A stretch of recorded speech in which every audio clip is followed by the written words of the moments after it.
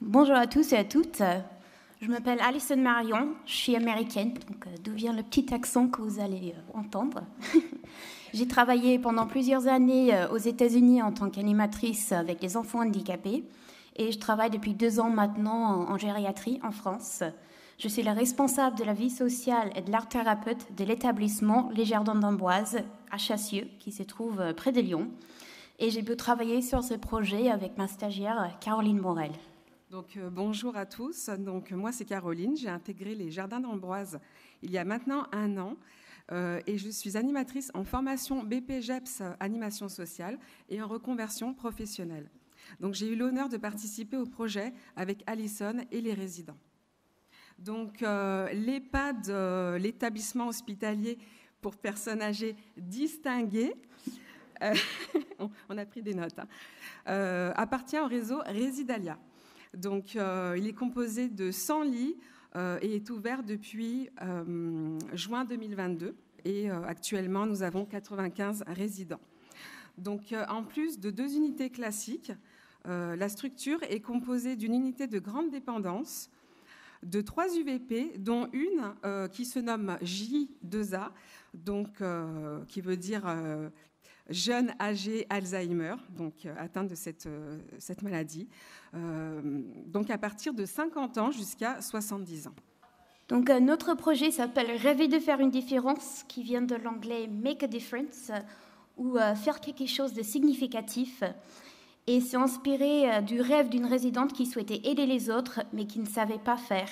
Après avoir aidé cette résidente à réaliser son rêve et d'avoir constaté les bénéfices que cela lui a apportés, nous avons décidé de créer ce projet ensemble qui a permis à nos résidents de rester des acteurs pour faire une différence. Un jour, lors d'une lecture de journal, nous avons lu un article sur le SPA de Lyon à la recherche de financement. Une résidente, Madame G, a dit « Oui, mais on n'y peut rien, on est coincé dans un EHPAD ». Effectivement, les résidents ont souvent le sentiment de ne plus pouvoir aider les autres ou d'être enfermés et coupés du monde extérieur. On s'est donc posé les questions, que pouvons-nous faire pour faciliter à nos résidents de rester des citoyens actifs et participatifs? Du coup, on a commencé par accompagner Madame G alors qu'elle tricotait des carrés qu'elle rassemblait en couverture, qui étaient finalement donnés à des refuges pour animaux.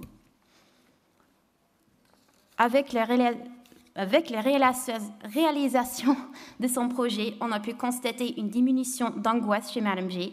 Elle avait désormais un réel sentiment d'être utile et de faire une différence en dehors de l'EHPAD. On a donc pris les décisions d'inclure d'autres résidences dans ce projet et de l'agrandir. Alors, notre équipe d'animation a donc décidé avec les résidents d'organiser la création d'un marché solidaire. Donc, nous avons pu constater que la plupart des résidents savaient autrefois tricoter. Cependant, en raison de leurs difficultés motrices ou cognitives, ils ne pouvaient désormais plus réaliser cette activité. Donc, il nous fallait donc rechercher ensemble et trouver des méthodes pour simplifier leurs gestes afin de pouvoir de nouveau tricoter. Donc, nous avons décidé d'investir dans une jolie machine à tricoter, que voici, qui permet avec facilité et efficacité la réalisation de tricots. Donc, tout simplement en positionnant la première ligne de laine et puis en tournant la petite manivelle. Donc, grâce à cette nouvelle machine, tous les résidents, dont ceux atteints de la maladie d'Alzheimer, ont pu participer à la réalisation de bonnets. De janvier à octobre, les résidents se sont pleinement investis pour ce projet et avaient hâte de participer au marché solidaire afin de vendre donc tous les bonnets, mais aussi d'autres créations qu'ils ont pu réaliser tout au long de l'année, comme des photophores ou encore des marque-pages. Il était important pour nous que les résidents soient acteurs à chaque étape de ce projet.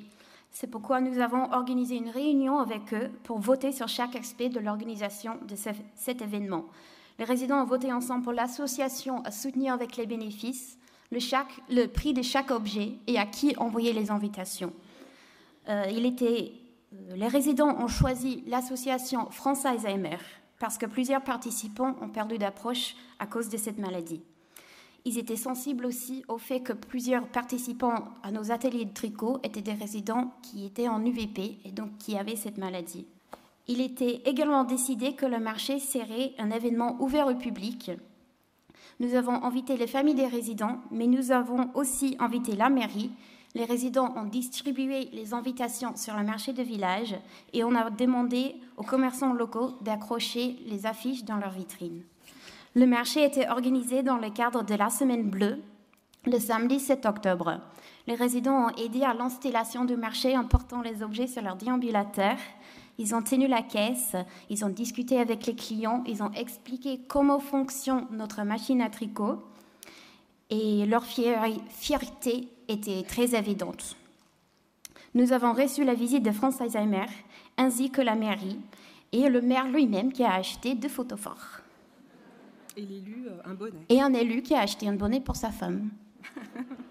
Et nous sommes très fiers de vous annoncer que nos résidents ont pu récolter 650 € pour France Alzheimer.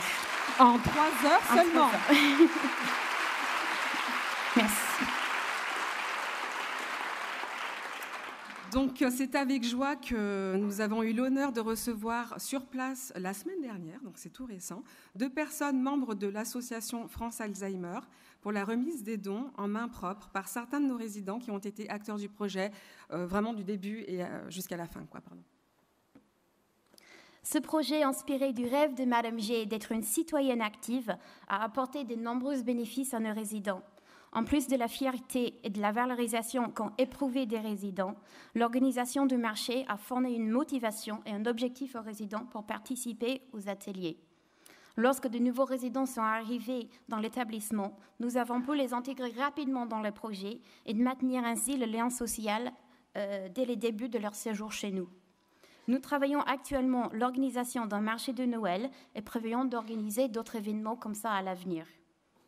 Madame G n'est malheureusement plus parmi nous, mais nous pouvons affirmer en toute confiance qu'elle et les autres résidents ont pu réaliser leur rêve d'être des citoyens actifs et de faire une différence, même au sein d'un établissement hospitalier pour personnes âgées, déléguées, distinguées.